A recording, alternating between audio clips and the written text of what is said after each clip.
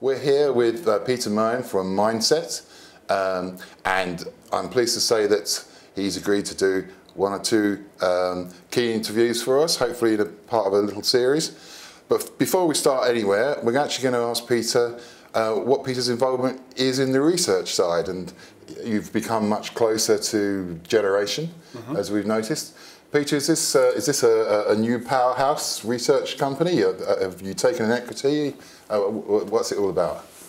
Well, we definitely think it's a powerhouse. For the moment, we are like an alliance. So we work together. They still have their team. We have our team. We do work very intensively together. We go sometimes to Sweden. They come to visit us.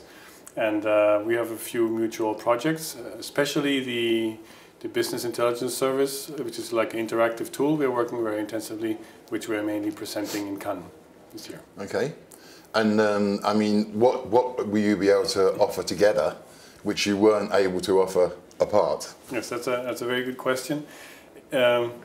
Traditionally, generation provides the industry with the sales data, which really shows how certain numbers are moving in a certain direction.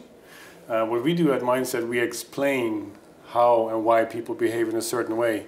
Now, if you can combine sales numbers with the reasons behind it, it becomes quite powerful. And that's what we're doing in our link, that we see, let's say for example, the Chinese women, how are they regarding the beauty shopping in Asia? Okay. And then there might be a certain trend. You can see this fragrances might go up, makeup might go down. And then with the insights, we can then actually explain the reasons why. Maybe because people are looking more for self-indulgence, more gifting, or the value for money is different, or the proposal. So we really can explain why. That's really the magic behind it. So it's actually 2 of the 4 things we're offering together, the combination of sales and behavioral. Plus we add then a tool regarding air traffic and forecasting.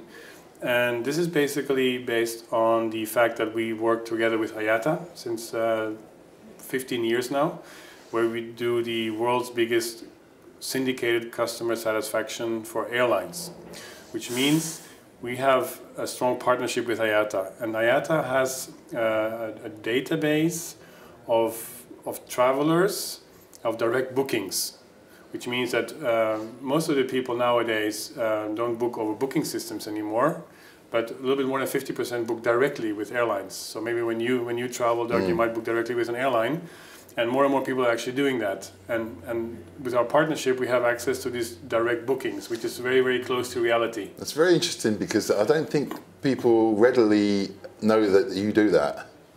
I mean, this is a huge dimension to your business, isn't it? It is. It's a huge dimension, and it's actually, we know it's the most important channel in travel retail, and it's very, very important for the whole industry to get accurate and precise data. So with having this data together with IATA and ARC, it's very, very precise, and it allows looking back in the last 12 to 24 months, but also forecasting for each month in the next 12 months on a rolling basis, of course, and then for the next 30 years on a yearly basis. And it really shows the forecast and actual traffic for all the major airports, but also then on a terminal level, which is very important for travel retail, because you know Heathrow, Terminal 1, 2, 3, 4, 5, very, very different kind of passengers, and that's why this differentiation is very important. So that's, yeah. Well, without wishing to sound like you're a promotion agency, which I'm certainly not, it does look to me like you're trying to build, you know, a one-stop research company. Is that right? Yes, and just quickly, the 4th pillar are the macroeconomic aspects, because we think that's important too. And what we have felt that many teams in travel retail are relatively small. They don't really, and they spend a lot of time collecting data from all over the place, searching here, searching here, searching here, and it takes a lot of time. So we thought it would be very important to have everything from one source. And many people are saying, well, I spent so much time getting all this information, so it's great to have it on one source. And that's one of the objectives. So I suppose the question that a lot of people will be asking, certainly me, is are we going to see a marriage between m1nd-set and generation? I mean, has anybody proposed to anybody? Well, normally people don't dare to ask that question, unless, like you, of course.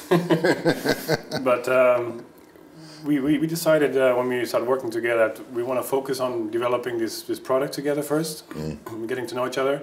because our generation has also been big changes, you know, with Fredrik taking over from Ingve, who's been running this for a long time.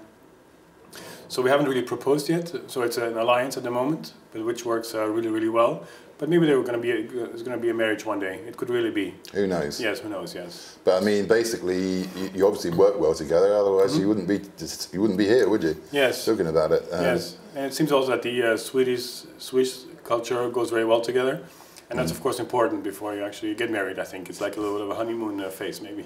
Well, yeah, and of course we all know what can happen if you know if the marriage goes wrong. Exactly. Yeah. So we want to make sure we do even in Sweden or Switzerland. Thank you very much, Peter. Welcome. Appreciate it.